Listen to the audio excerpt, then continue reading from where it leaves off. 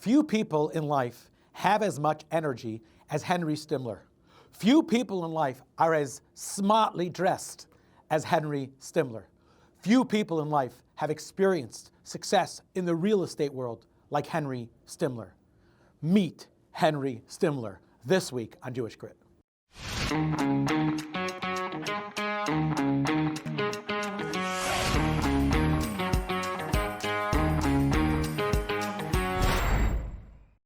Henry Stimler, welcome to the podcast. Thank you for having me. And thank you so much for your British accent and your name, Henry. Yeah, it's really worked out for me with both of those things in America. Having a good name and a good accent's really opened doors for me, so I'm very grateful to my parents for that. Now, I know you have a fantastic, fascinating personal story and professional story. Yeah.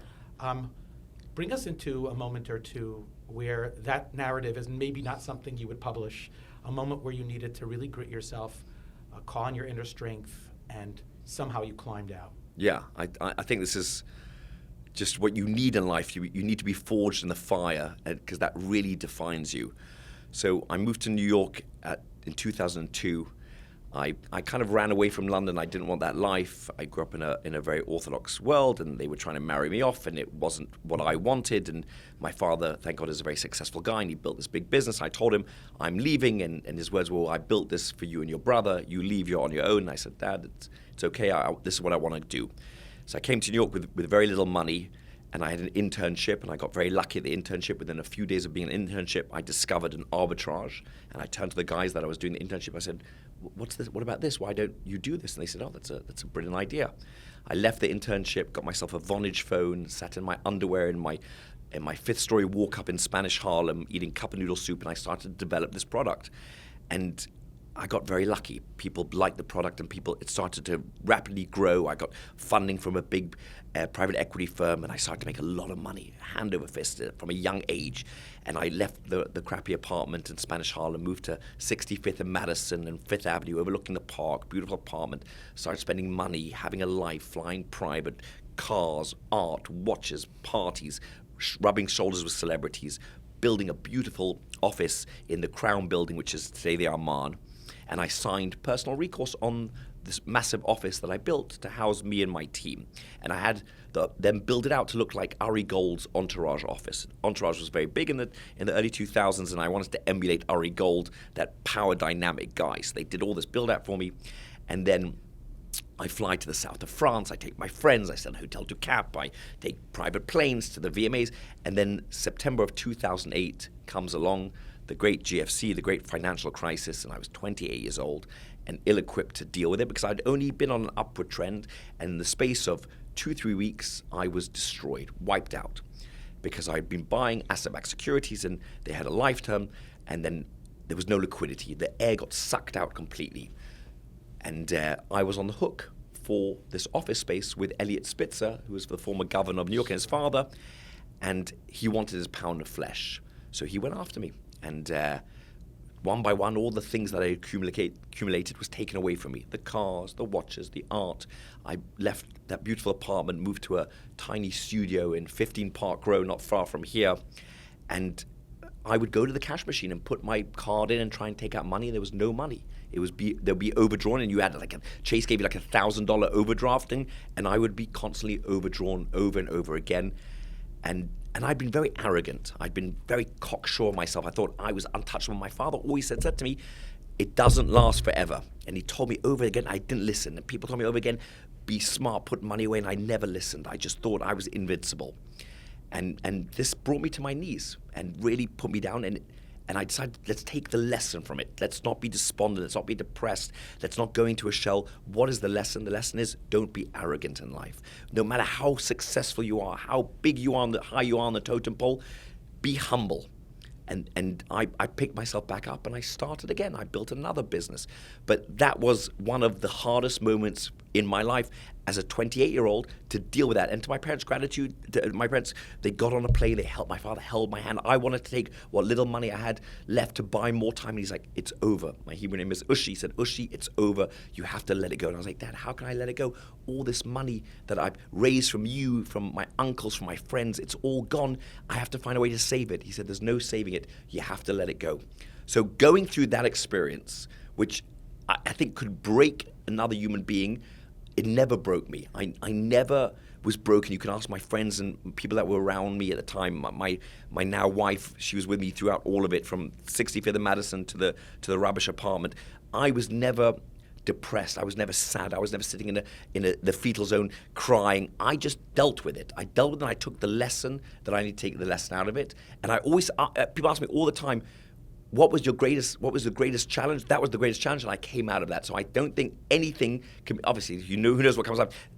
Financially and economically, that was just a crazy time for me, and I think I dealt with it, and I had betochen, I had all the time, I had faith that it's all going to work out. It's going to be fine.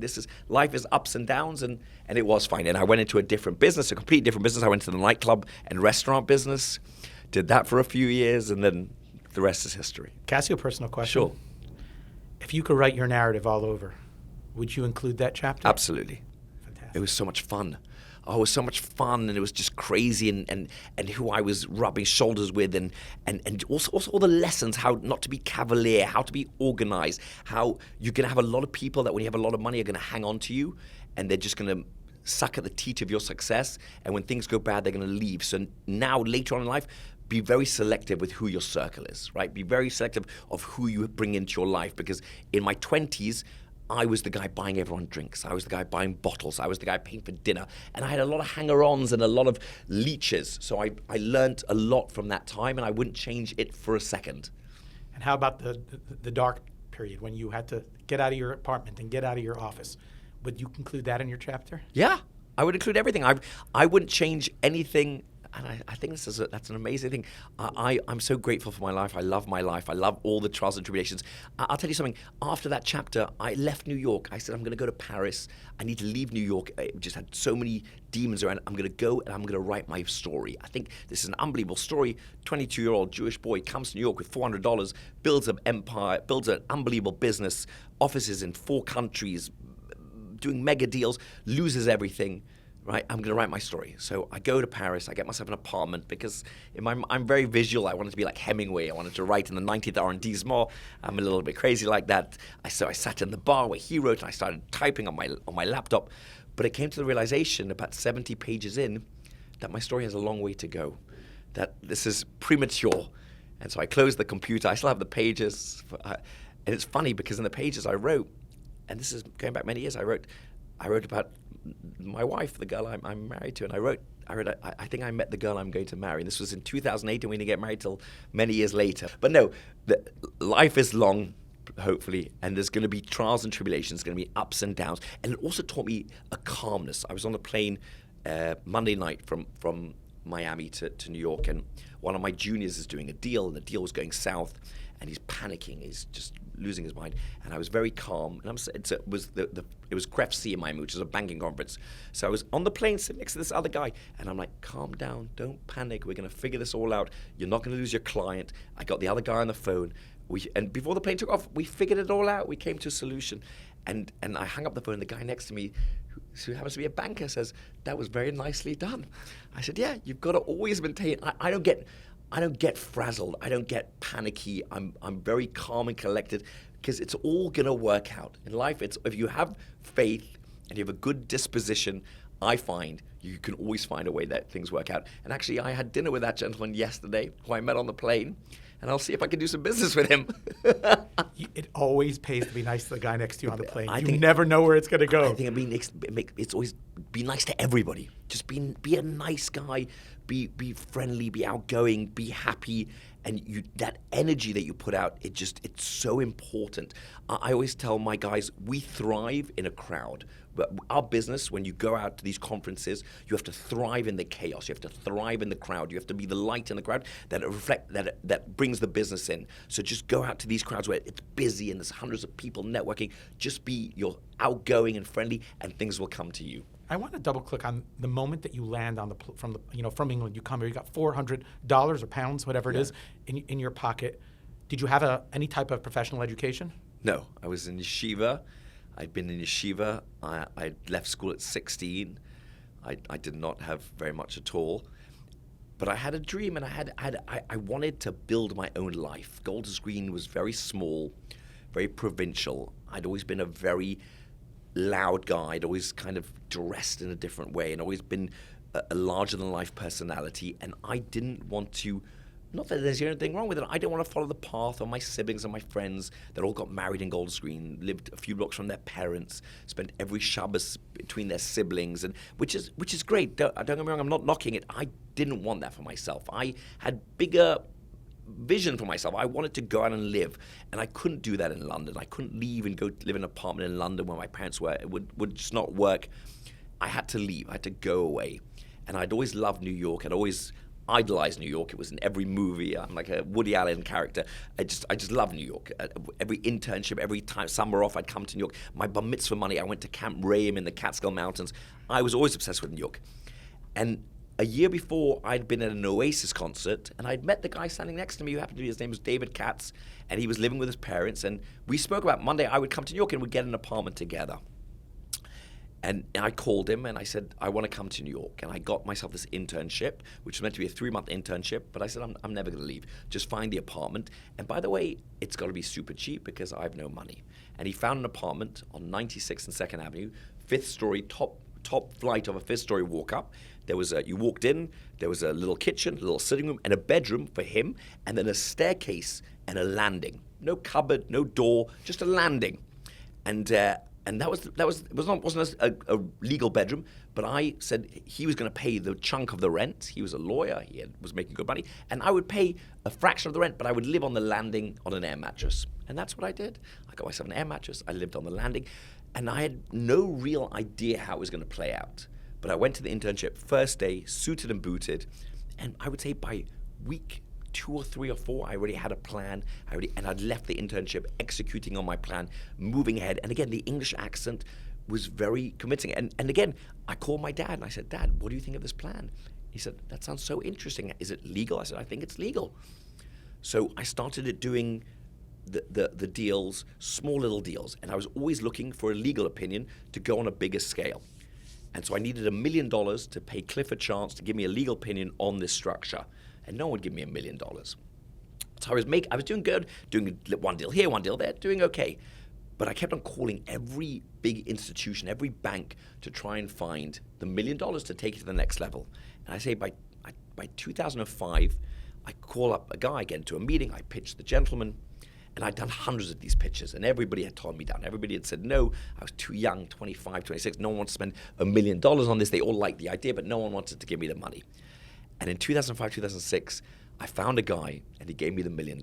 And then my life just changed, because then I could start approaching the institutions. And I went from doing small deals to just doing big deals. And it just went rocket busters. It was amazing. Like, amazing. I got myself an Aston Martin, a Morgan Roadster, an IWC, all the toys you can think of, bought rubbish art. Do you know, there was stacks of art in my apartment. You walked in, it looked like an art gallery, which was great because it looked so good for people that came in their apartment. They thought, this guy knows what he's doing. He's buying lots of art, even though I had no idea I bought so much rubbish art. And then I said, okay, I don't want to be in this crappy share office. I want this beautiful big office. And we had an open office in London. We had an office in Tel Aviv. We had an office in Antwerp. And we were taking money in hand over fist from all these people. And I was the wunderkind. I was the kid that had just crushed it, came over to America with nothing and just started to make all this money and attract all these investors and had this fantastic office on 5th Avenue that was amazing. I had all these guys working for me. And then in the space of, I would say, 6 days, it all went away. From when AIG wobbled on September 9th and then Lehman and Bears went under, and then it was gone. Has your dream to be successful changed? Does success mean something different today than it meant 10 years ago or 20 years ago? Success when in my 20s was very singular, was very much for me. Success today is a lot more plural. I have a team of guys. I try and bring on the most talented young people I see a lot of me in them. I try and nurture that talent. I try and build that talent. I try and build out my team. I try and act in the correct manner and create mini versions of me that can go out and be an originator and bring in deals. I have a young man that works for me. His name is Ricky Warner. He chased me to the end of the world to get an interview. He told me, I'm in your building, can I come up? I was like, I had no interest in meeting, but I love the tenacity. And he came up. It's about 3-4 years ago, And I fell in love with this kid. And I said, yeah, I'm going to take you in. I'm going to mentor you. And you're going to work for me. And by the time he was down in the elevator, I called him down. I said, you're coming to work for me. I'm going to get you an offer. That night, he already had an offer from Walker & Dunlop. That night, I walk into a real estate partner, and Aaron Appel, who's a very big broker, says, I heard you took my Ricky. I said, no, my Ricky. And Ricky is today a superstar, an absolute superstar. And Clifford and all these guys that I have around me. So it's much more developing and nurturing talent and building a team. It's less about me. It's about the overall team. And I love that. We've got another kid called Nick Mazorkis, and I love finding talent and then nurturing that talent. When you interview 10 different people, what is that guy, the 10th guy, the one that's going to get the job, what does he have that no one else has? So in our business, which is a commodity business, right, I do the same thing that guys do in CBRE, guys do at Walker & Dunlop, guys do at Cushman. We all do the same thing. There's nothing proprietary about what we do. We provide debt solutions for people that are buying and building apartment buildings all across America. Obviously, we do some very big deals with one of the top teams in the country, but there's nothing proprietary. There's no secret sauce. The secret sauce is you.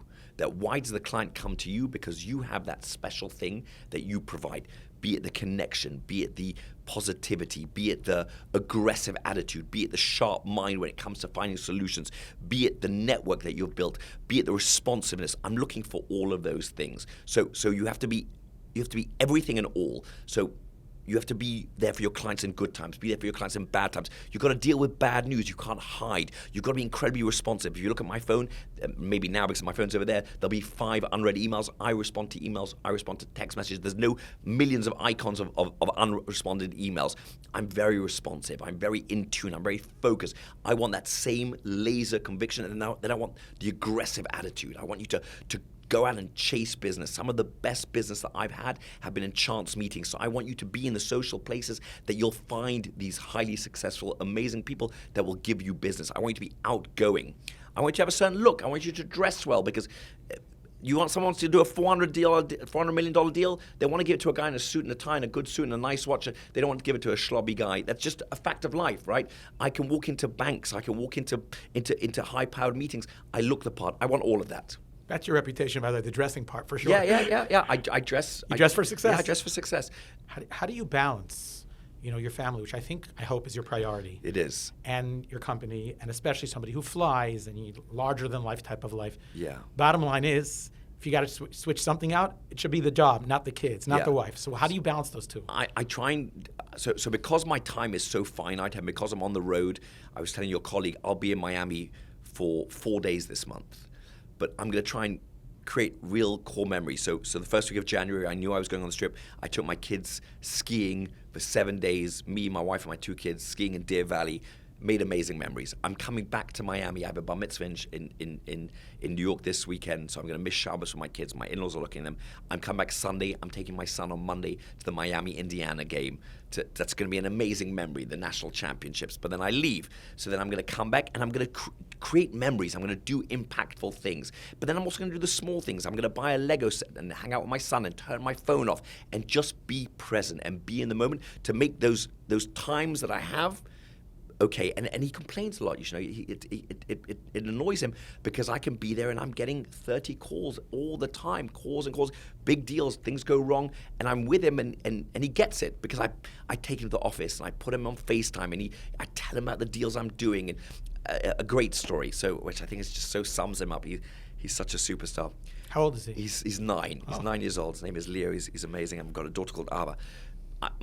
My phone is in his room. I was there. I had walked out, and the phone rings, and a client calls up, and my son picks up the phone and says, Henry Stimler's not available right now. And the guy says, oh, who are you? He says, I'm Leo Stimler. I'm Henry's son. He goes, oh, that's great. Can you tell Henry to call me? And Leo says, no problem. And the guy goes, okay, ABC, always be closing. And my son says, ABCD, always be closing deals. Ooh, nice. You trained him well. I trained him so well. And he knows his dad's at Newmark, and he knows all the ins and outs. I put him in a suit, and I take him. So I try and explain to him what the business is and how it's unfortunate that sometimes we get interruptions, but I try and make those times that I'm there, I try and be very present. And my wife will yell at me sometimes, enough, put your phone away. That's why I think Shabbos is so amazing, because you don't have your phone, which is so unique to the world, right? We created this day of rest and it was non-existent before Judaism, right? Slaves, animals, everybody worked. We said, come Friday night, you turn off from the world. You unplug from the matrix. So it's wonderful that we have that. So Shabbos is great. But even if it's during the weekend, I try and be with them. I take them out. I spend time with them. I try and be present. But I hate that I'm away from them a lot. It's part of life. Part of life. You're trying to give them a life as well. Correct. I try and give them the most amazing life. Do you spend time studying Torah? Yeah. Talk to us about that. So I do a lesson of the day. I do the lesson every Sunday. I film it on my Instagram and I put it out to the world. I talk in shul. I daven. I learn with my Gateshead Rebbe, Rabbi Rom Chaim Tzan from 1996-97. I learn on the phone with him. Yeah, I can learn quite well. I spent 3 years in Gateshead and Sunderland, 2 years in the Mir. So yeah, I can learn and I can daven. I can be a chazan. I can do everything. I can't duchen, but everything else I can do. And yeah, I try and spread Torah messages all the time. That's why I have a few thousand followers on Instagram. A lot of them are not Jewish, and the Hayom Yom, the lesson of the day, is very pertinent sometimes, and it's just an amazing lesson. And I put it out there, and you'll see the amount of love I get for that lesson from all walks of life is overwhelming. So it's a very important thing to do, to spread positivity, to spread good lessons, and that's what I try and do. In closing, a lot of the people who listen to this and watch this are just starting their personal lives in a real way, their professional lives. Maybe they have their first real relationship, maybe their first real job. Can you give them a nugget, a piece of advice personally? Yeah. You're a young Jewish person, the world's open in front of you, and then professionally. You're a young professional, the world's open in front of you. What would you tell them? Be outgoing and be aggressive in the pursuit of what you want to be. If someone gives you a job and you have something to do, then be proactive. Be in front of them. Don't be sitting on your computer or on your phone and be a shrinking violet. What can I do to help? How can I get more involved? What can you teach me? Can I sit in on this meeting? Show enthusiasm. There's nothing worse than hiring a guy and he's got zero enthusiasm for the job. He sits, he does the job, comes in, he leaves, he's for schluffen, he's for budget. Be out there. Be involved. You gave me that opportunity. How can I thrive? Be alive. Bring energy. Bring energy. And how about Judaically? You're not sure where you stand in the Jewish world. What can you do to make sure that you are a strong Jewish family? Go to shul on Shabbos. Go to shul on Shabbos. Go to shul. Light candles. Love it. Go to shul. It's great. Even for the social. Go to shul. Even if you have to put on a suit and tie. You know, the funny thing is, I go to shul on Shabbos and I don't dress in a suit and tie because I wear suit and tie every day for work. So I dress more casually for shul. Why? Because that's my Shabbos outfit, right? This is my work outfit. I'll go in a more casual outfit. But I love shul. Shul's great. Not just for the. It's like plugging into the matrix. And most importantly, put on tefillin every day if you're a boy. If you're a boy, don't miss tefillin. It's like you're binding your heart, because you put the box in the adjacent to your heart, and your head to God. It's the best bond you can have. Every morning, put on tefillin. It's 2 seconds. Say the bracha, say Shema, and then you could take it off, but it will change your whole day. Amazing. Henry, this has been a true pleasure. Love the enthusiasm. I feel like you practiced most of what you preached. Yeah. So wishing you lots of success, and professionally, personally, keep doing great things for the Jewish people. Thank you. Thank you so much for having me. Thank you for listening to Jewish Grit, an Olami Mentorship podcast. At Olami Mentorship, we believe that everyone needs a mentor. What better way is there to tap into your personal and professional potential than with a Jewish mentor at your side? Learn more at olami.org/mentorship. Don't forget to keep listening on Apple Podcasts, Spotify, or wherever you get your podcasts.